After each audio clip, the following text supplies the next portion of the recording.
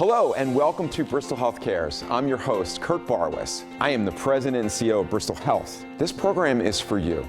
And it's really about trying to answer questions you may have and really didn't know who to ask. We are going to bring to you professionals, doctors, surgeons, other healthcare professionals, maybe people that you've never talked to before or met before. But the goal is to really help you understand how to access care when you need it. This program is really for you. So if there is something that you want to learn about or a guest that you'd like me to host on this show, write us and we'll try to make that happen for you. So enjoy the program, Bristol Health Cares.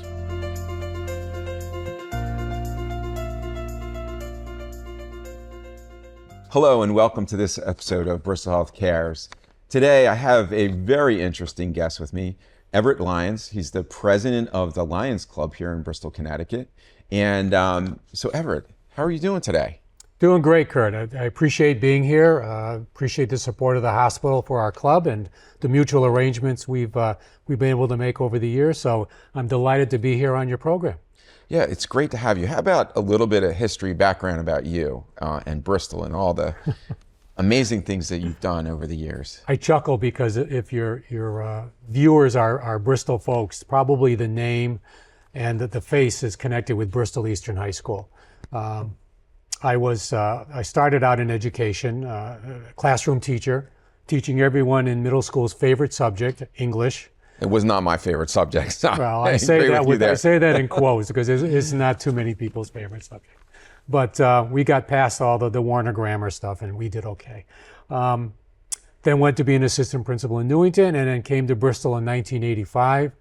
Loved it. I'm a Bristol boy. I consider myself Bristol being my hometown. So it was a chance to come back. And the reason I was in education was because of my teachers in Bristol. They had moved me along. They had encouraged me to go to college. It's not something that was necessarily the thing to do in my family. And so with their encouragement, I became an educator, and so I wanted to come back to Bristol, do the same thing for the kids that were in Bristol, kind of be their model, their mentor in some cases, but create opportunities for them at any rate as principal. And I was there for 25 years. I finally retired in 2010. Wow, and so that's amazing. 25 years. It's that's a great, and I'm sure there's a bunch of kids who would say today that you made an impact on them and helped them exactly the way you just described. People helped you along the way. So. Yeah, it's nice. Occasionally I will run into folks who will say, oh, remember when? And they remember. I don't necessarily, but you did this or that, or you didn't suspend me when you could have. So it's fun. It's fun to see where they all come up. That they're all pretty much successful. It's funny that you say that because I think about education and how I ended up where I am today. And it really is about that teacher, that person that helped me, that encouraged me, that spent the extra time with me, that made all the difference in the world for me. Yep. And I wouldn't be sitting here today if there weren't a bunch of people like that in my life that really made an impact on me. So, and they probably don't know either if I went back and said it to them, but no, it's really a good thing. To help others. So that kind of is a great segue into the Lyons Club. Helping others, yes. So I was thinking that as you were saying that. Tell me, the Lyons Club, I mean, it's been around for a long time. Lions Club International has been around since 1917. That's our founding year. So a little while ago, we just celebrated our 100th birthday, so to speak, as an international organization. We're 1.4 million men and women. Used to be all men, but we got smart and we let the women join. So it's 1.4 men and women around the world. We're in 200 countries. I just looked it up on the website today for another thing I'm doing. There are 49,000 local clubs, just like the Bristol Lions Club. So we're out there in our local communities. We do a variety of things. We're an association of clubs, which gives the local club a lot of leeway to decide what to do in terms of projects in the community, which is how we got connected with the hospital as our local club. There are some major activities we do. I think we're noted mostly for sight. I think if you ask most people, who are the Lyons? Well, they're the folks that collect those eyeglasses. You know, they got those boxes around town, and we do. And those eyeglasses go off to developing countries. My wife has been twice now to what we call sight missions down in Central America. In 4 days, they will service 4,000 people who otherwise would not have the ability to reach out to a sight professional. They bring down actually doctors with them, and they fit them for glasses that have been donated by folks here in the States. Unfortunately, folks always ask me, well, how come you don't give them out here? The FDA treats your eyeglasses, my eyeglasses, as a prescription. So as much as you know, working in the hospital, you can't share your penicillin with somebody, you can't share your eyeglasses with somebody. So what we do in a lot of cases for clubs, and we do this in Bristol, in case anyone's listening, is if you need eyeglasses, if you're disadvantaged, you could even be a child on Husky, but you broke your glasses and Husky says you get 1 pair a year. Talk to us, because we've got arrangements to get eye tests done, exams by local folks. We will give you a pair of eyeglasses that are fitted to you. So that's how we get around that arrangement here in the United States, and many clubs will do that. We're not alone in that. So what you give to them isn't a pair that was donated, it's a new pair? In the United States, it's a brand new pair of glasses. It's a fitted to their prescription. So through your fundraising activities, yes, and contributions, you're able to fund for folks that, as you said, kids. My assistant's son literally got his glasses, and 4 days later they disappeared. So yes, that happens. That happens. I know we get that a lot of those calls all the time. And as I get older, I think I forget my sunglasses too. So, but I think you start off by saying, you're known for low vision, for a focus on glasses, but is the mission more than that? The mission has morphed over the years. We're now involved with diabetes, which has a connection to eyesight. Yeah. It has diabetic retinopathy.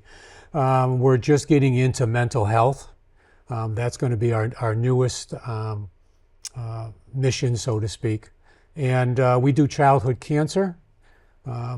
We run a camp every year up in Colebrook, a week-long camp for kids who have cancer in their siblings. We do actually the exact same thing for children who are diabetics.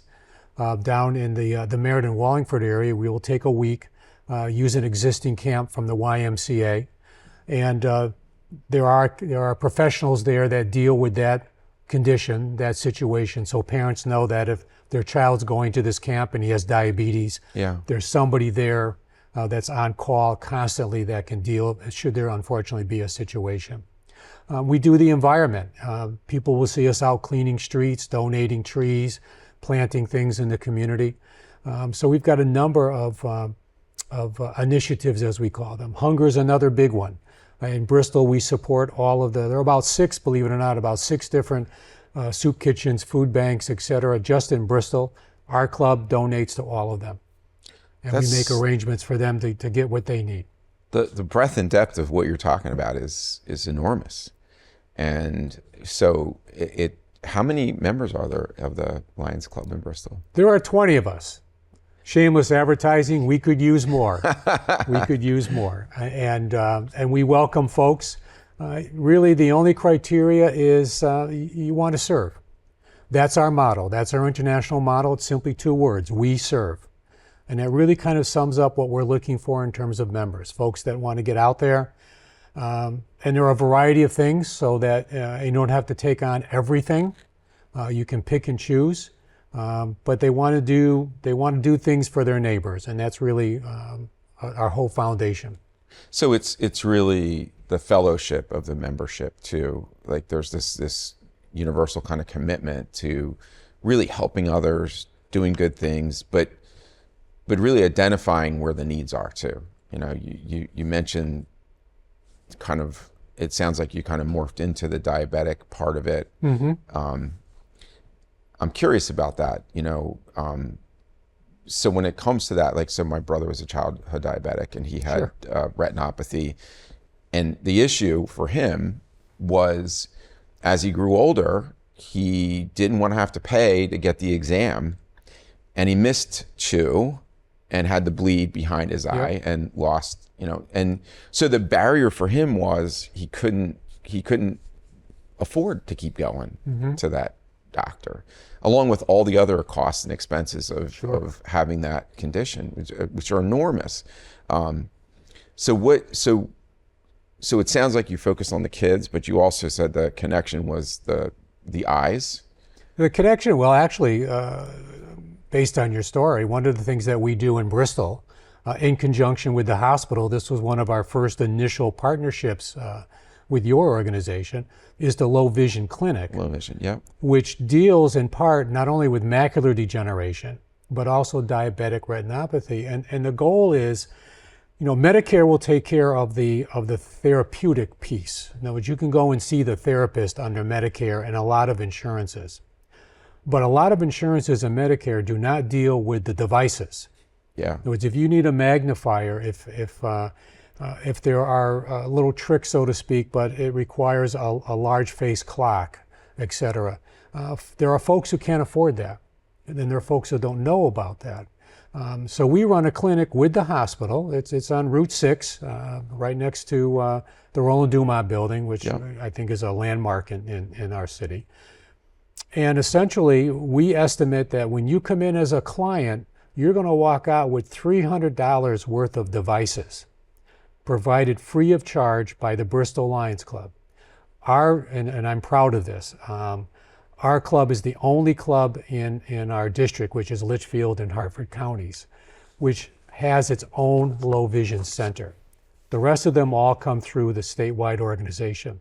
But we made a commitment when we partnered with Bristol Hospital that we would take care of that clinic. And I want to guess it's been about 20 years now that we've been in partnership with the hospital in terms of you providing the therapeutic background, we providing the devices. Yeah, it's an incredible program and a great relationship, and very much appreciated by the community as well. So, you talked about where the glasses go, because I've donated those glasses. Good for you. And you said Central America is one of the areas where you've done that. What part of Central America? I'm curious. I can never pronounce the Nicaragua. I can't get that out. It's Nicaragua. Yeah, you got it. Thank you. It's that's where my wife went on too. But we've done them all over the world, frankly. And essentially, these are areas where an eye care professional is not there. They just don't have access to that kind of care. No. So we'll bring in partnership with other organizations, we'll bring in the optometrists, and essentially we fit your prescription the closest we can get. Literally, they will bring in thousands of pairs of glasses. Your glasses go into the box in Bristol. From there, we send them to a processing center in New Jersey. They're cleaned. We make sure that they're in good condition. Most of us who wear glasses, when we go in, our eye care professional puts them in a machine, reads the prescription, so to speak. They do that in New Jersey. They're labeled. This is the prescription. And down in the field, they'll get as close as they can. So those folks have the ability to see. I mean, I cannot imagine living life without my eyeglasses. I literally walk into walls. I'm that blind. Yeah. And I think a lot of us are. And, we've had situations, we were talking earlier about my daughter, the anthropologist. Well, she was down there in a major flood. So, of course, knowing Dad's a Lion, I get a call from her saying, I've got all these women who need glasses. Can you find some and send them to me? So I did. The Lions Club donated a bunch of glasses. Yeah. They fitted as close as they could. So I've been to Nicaragua several times, and I've been to some of their health clinics, and I've been into the back areas, yep. Traveled that country, and I've seen a lot of people with glasses. There's a lot of the natives with glasses, and now I'm going to have to pay special attention when I go down there. But it's a really cool country. I know there's a lot of mixed feelings about it, but I could tell you when you get outside of the cities, they still have tires with tubes in them, right? And so you invariably, every time I've been there, I've gotten a flat tire, and you feel like you're in the middle of nowhere. And what's amazing is I just like, what am I going to do? I don't even know how. I'm 3 hours away from Managua or somewhere where I can get. And out of the woods and out of the country, people come and change your tire. Yeah, it's like, they do. It's an incredibly friendly place to go, despite the history of the country and all the, the leaders and the current leader now. So, wow, that's so cool to hear that, because, and by the way, there is a rainy season down there, so I can understand your daughter getting stuck down there, because I can remember driving through some of the, it's all dirt roads, and although some of it's been paved now. So, so that's really, wow, that connection is really kind of interesting. So, thank you for that. So more people to get engaged. Sure. So you can really expand that mission here. There's a tremendous feel good to it that, you really can make that connection to doing good things. And then how often do you guys meet? We meet twice. Our club meets, every club chooses their own schedule again, but our club meets twice a month, the first and third Tuesdays. The first Tuesdays in the library, because it's strictly a business meeting. The third Tuesday, we tend to have what we call a dinner meeting. We've had you as our guest there. We've had other civic leaders to come and talk to us about what's happening with their organizations, how we can help them. That's really where we are now with the hospital. We've got a major commitment, a $10,000 commitment. Very much appreciated, by the way. To the hospital. Well, thank you. We looked around. It's our 100th anniversary coming up as a club. We're one of the oldest Lyons clubs in the state of Connecticut. We were founded in 1926. So 2026 is going to be our 100th birthday. And like anybody with a 100th birthday, we like to make it a big deal. And so part of that was to find a major project in our mind, a major project that we could fund. We invited you and some of your staff to our dinner meeting, and we were intrigued with this idea of developing an area where folks who were either waiting for surgery or who were waiting for somebody in surgery could have a respite area. We're excited about that. But it's one of the things that we've done with the hospital. We've donated major equipment for cataract surgery. So we've got a phenomenal relationship with Bristol Hospital. We're quite proud of that as a club. But we also have relationships otherwise in the city, which is where we need the person power, so to speak, the lion power, as we call it.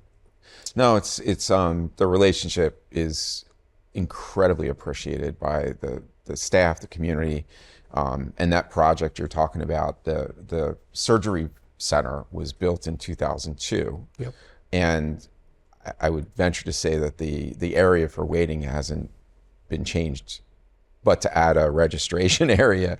And so what you're talking about is very much needed, because often surgeries can be long, and families wait for a long time. Sure. And so that is a very important part of what we needed, and we totally appreciate you doing that. Well, we're excited about that. We can't wait for the grand opening. Well, I'll tell you, it's really been kind of interesting to understand the range of things that you do, and I really like the idea of that camp for kids that have diabetes, and for parents to have the comfort that. I can remember with my brother growing up, because he was, I think, 9 when he first was diagnosed. And that's a real dilemma, because, and then he was one of the first people in Philly to wear a pump. And he had a heart attack in his 40s. And everybody thought he was having shock.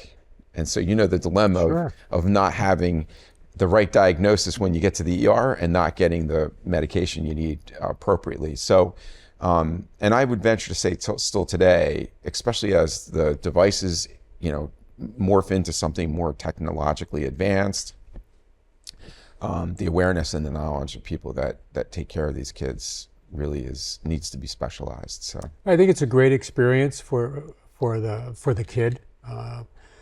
They get to be just a typical kid. Because everything is sort of worked around their situation, but they just go to camp like everybody else. But the one part we forget is the impact on the caregivers, the moms and the dads. It gives them a bit of a break.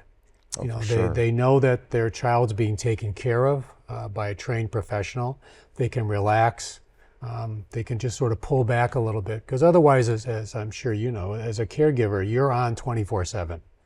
Oh, yeah. And it gets very stressful. So we're mindful of that, both for folks with cancer and children that are diabetic and they're type 1 diabetes for the most part that go to that camp. But the siblings can also go because, again, as you know, as a sibling, that has an impact on you. Oh, yeah, I know. So the siblings go as well. So it's a great camp experience, not only for the child that's got the situation, the disease, the condition, but anybody in the family. The rest of the family gets a break, you know, from always being tuned to we've got to worry about this particular situation. So it's diabetic, type 1, and then also cancer. At a separate camp. Separate for camp. cancer. That's what I was trying to understand. Yeah. Yeah. Diabetes is a YMCA camp down in the Meriden area, and we use Camp Jewel up in Colebrook for a week for the cancer camp. And is siblings also? Both of them are identical. Siblings come. There are trained professionals there on the staff that deal with whatever that situation is. Diabetes in one camp, cancer in the other. So is it a day camp or an overnight camp? One is a day camp, one is an overnight camp. Okay. Yeah, we haven't morphed yet to both being day and both being residential. So now for your members, do you all go there and visit the camp? We can visit. There is a Lyons Day where we're invited to go up and interact with the campers and see what they do. And I've been there a couple of times, and it's a fun experience. Yeah. It's you know, this idea, I think, across all the range of what we do, we get more as Lyons back, the feeling of helping people. Occasionally, and we don't look for it, occasionally you will actually get people that will say thank you. You know, they will come and talk to you and interact and tell you what you've done. Much like our initial conversation, are there students out there that remember what teachers did for them? There are folks out there that remember what Lyons will do for them. And we've had several situations where folks have either joined Lyons because somebody in the family they realized was helped greatly by their local Lyons Club. We have and again, this is something that's unusual for us, we have an annual scholarship that's awarded to a sight-impaired high school graduate attending post-secondary education. That money came from an individual whom we helped as a Lyons Club, and as part of his bequest when he passed on, he said, I want to give back to the Lyons Club. Here's a pile of money. Go help these kinds of kids because you helped me.